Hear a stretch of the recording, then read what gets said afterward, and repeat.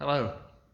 Well, first, we want to thank you so much for all the messages and gifts and cards that we've received as we moved house just last week. And we feel very blessed by the kindness we've received from you all. Thank you.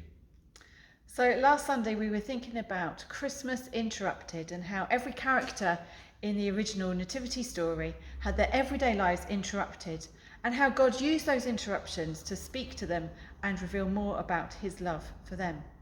So this week we're going to think about the unexpected. What parts of the Christmas story were unexpected? What was the response to this? And how did God unexpectedly bless people and speak to people? So let's think of some of those characters again. So I wonder what Mary's expectations were when she was there minding her own business, just as Gabriel visited her and with a life-changing message for her. I'm pretty sure the unexpected pregnancy as a young teenager, that would really change the rest of her life. And this was furthest from her mind, I'm sure, as she set about her day. And yet, despite this, she accepted the news that Gabriel the angel gave and learnt really how to live out that message and the unexpected destiny for the rest of her life. Yes, and of course Joseph, well, he wasn't expecting that bombshell from Mary, was he? No, that's for sure. When she broke that news. And it took another angel's visit to Joseph to reassure him and to help him accept that his life was never going to be the same again. Quite.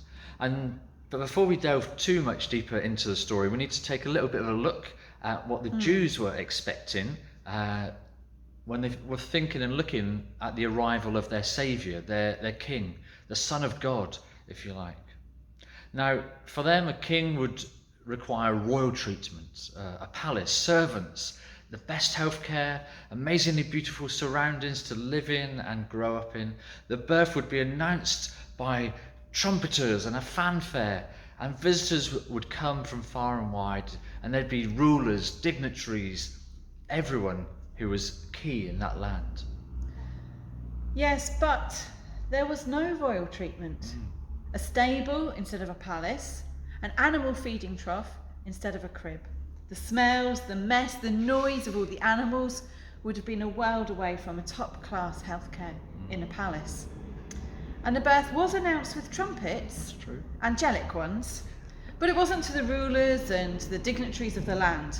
Instead, it was to the lowly, uneducated, probably quite smelly shepherds who became the very first visitors ever of that most special baby. And so this is how the Son of God was born, unexpectedly, in humble circumstances and surroundings. Unexpected visitors came to see him, an unexpected start to life. This is not at all how Mary would have thought about bringing her firstborn into the world.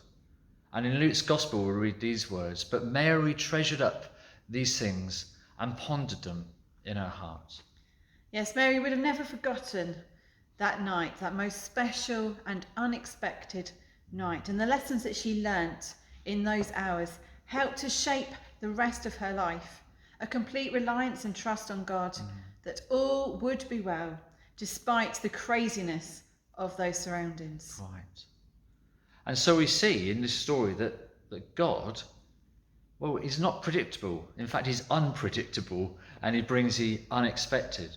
And like last week when we thought about interruptions, we might have planned it all out.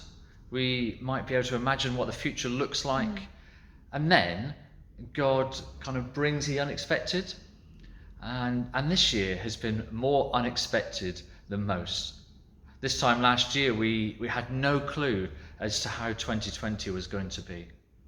Lockdowns, restrictions, redundancies, seeing churches, schools, businesses closed, no hugs, no physical contact, no visits or holidays, a totally unexpected year. And it's been hard and it's been tough. We've all had to rethink life and what is important to us. We've had to learn new skills and do things in a completely different way. But God works in the unexpected. God does the unexpected. He doesn't do things the way that we think he should do them.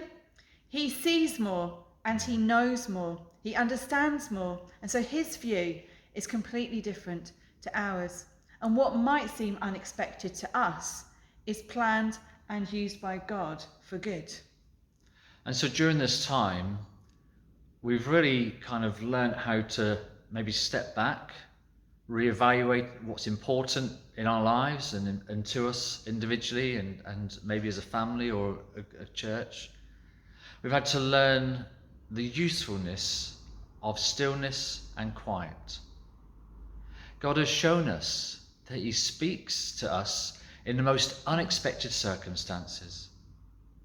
It's fair to say there's been a lot to take in, and just like Mary in that stable, we must ponder this in our hearts and then keep it.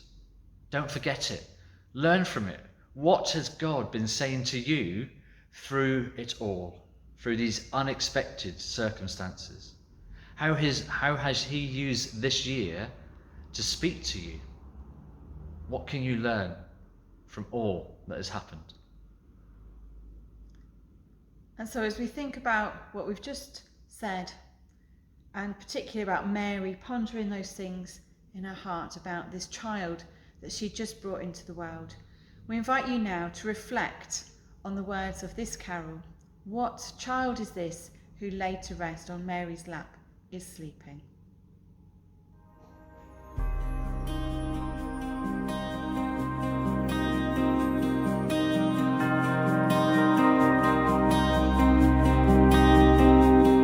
What child is this who lay to rest on Mary's lap is sleeping, whom angels greet with anthems sweet, while shepherds watch are keeping?